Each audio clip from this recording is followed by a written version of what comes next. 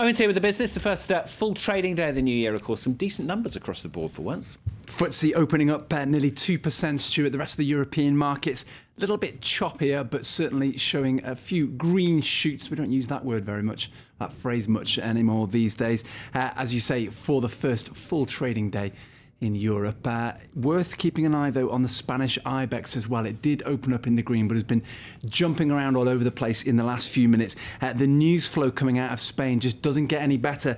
According to the latest figures, the number of unemployed reached a new record at nearly 4.5 million at the end of last year. Remember, the Spanish government, the new government there, has just announced that the budget deficit is likely to be 8%. That's 2% higher than its earlier predictions. So Spain, it seems, struggling to really get itself out of that financial hole that it's been in for the last 3 years. The Asian market's not a bad day's trade. The Nikkei finishing the day around 0.7% up. The Hang Seng still got a little bit of the day's trade left, around 2% in the green.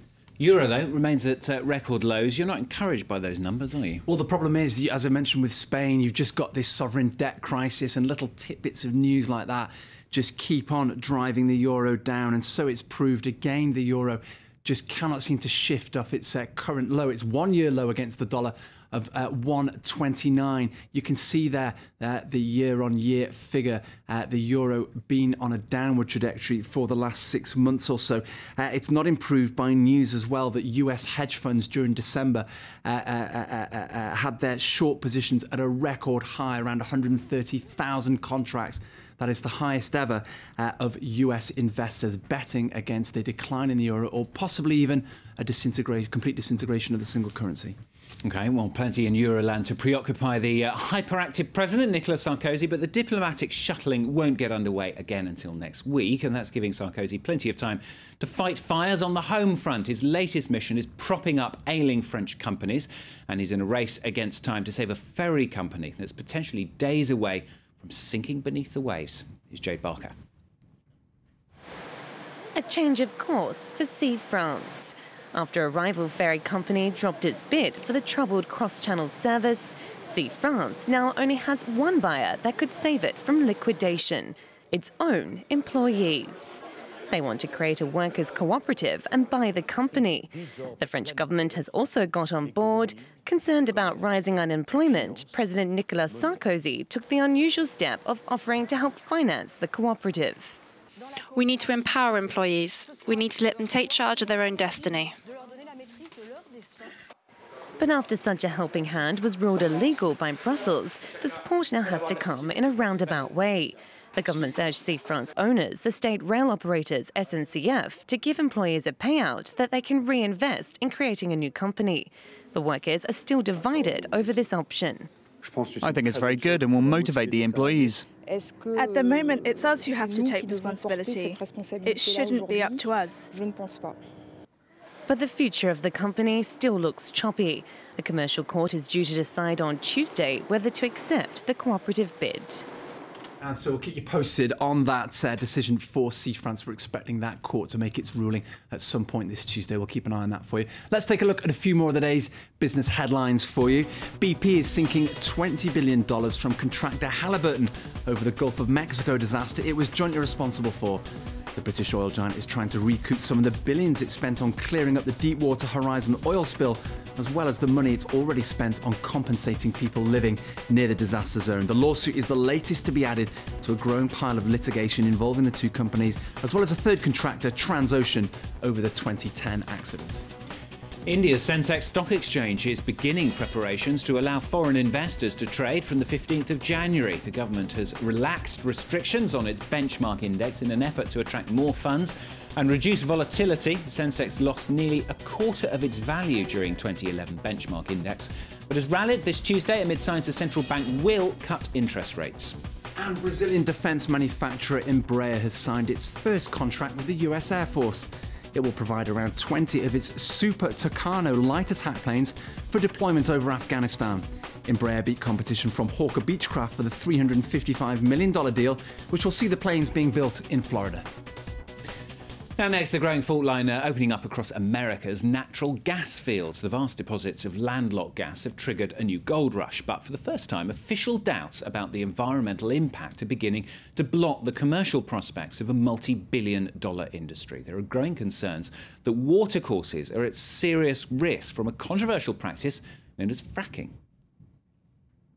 We have 7 wells. Her backyard once looked out at unspoiled Colorado countryside, but Cindy Banfield says her life was turned upside down this year when natural gas drilling began about 100 meters from her house. Your whole body felt like it was just vibrating.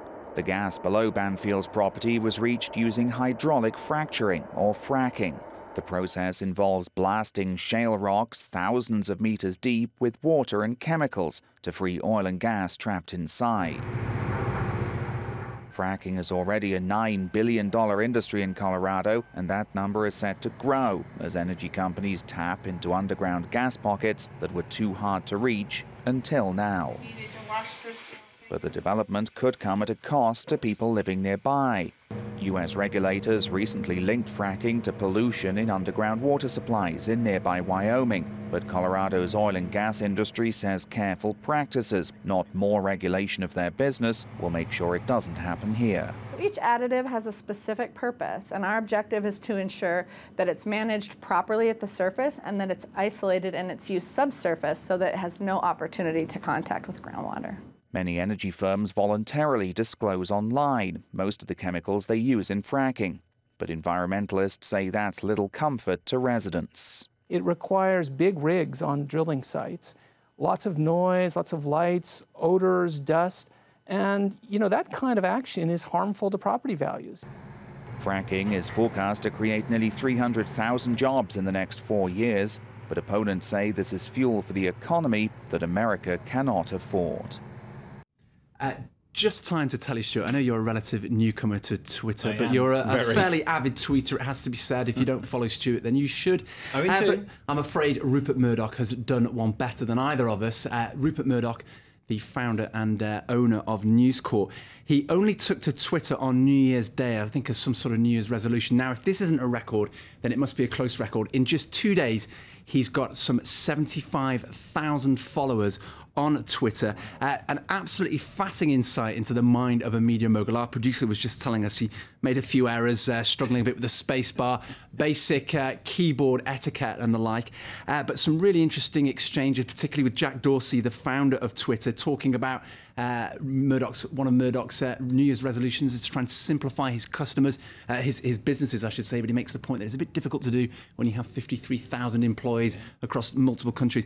Even better than that, perhaps, is the fact that his wife, Wendy Deng, has also opened a Twitter account. They did so at the same time, and you get this fascinating marital dynamic with one of the most famous media moguls in the world being henpecked by his wife on a social networking site. She's telling him to delete certain inappropriate tweets he made about Brits taking too much holiday, and basically trying to teach him a little bit of Twitter etiquette, as well as defending him, as she did, you remember, when he was custard pied, giving evidence over the UK phone hacking scandal. So I think it's safe to say Rupert Murdoch's a guy that does tend to divided opinion, but I promise you it's a fascinating Twitter account. That's not really an endorsement, but it's definitely worth a look. It's exactly the same as the relationship between Douglas Herbert and Annette Young, our two social affairs correspondents.